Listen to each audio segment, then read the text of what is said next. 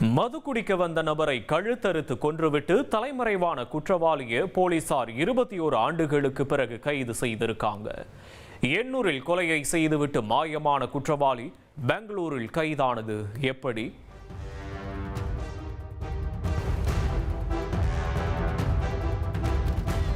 போலீசாருடன் சகஜமாக பேசிக் கொண்டிருக்கும் இந்த கோடு போட்ட ஜிப்பாவை பார்த்து துப்பு கொடுக்க வந்தவர் என்று தவறாக நினைத்துவிட வேண்டாம்.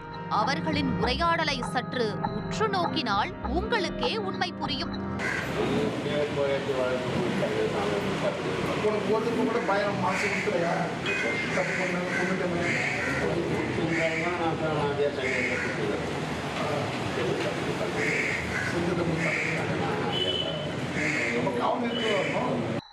இருபத்தோரு ஆண்டுகளுக்கு முன்பு எண்ணூரில் ஒருவரை கழுத்தறுத்து கொலை செய்துவிட்டு கடலூரில் தலைமறைவான ஒரு கொலையாளி இவர்.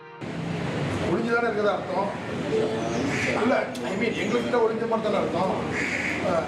அதுக்கு ஒரு 4 கேஸ் இருக்கா, கேஸ் இருக்கவங்கள சண்டை ஸ்டேஷனுக்குலாம் போயிடலாம், அதை முடிச்சாச்சு. அப்போ கூட அந்த போலீஸ் ஊரை மாற்றி, பேரை மாற்றி, மதத்தை மாற்றி, தொழிலை மாற்றி, யாருக்கும் தெரியாமல் குடும்பம் குட்டியுடன் சந்தோஷமாக வாழ்ந்து வந்த இந்த கிரைம் கிங்கை போலீசார் SIR படிவத்தை வைத்து தேர்தல் அதிகாரி போல நடித்து கைது செய்துள்ளனர்.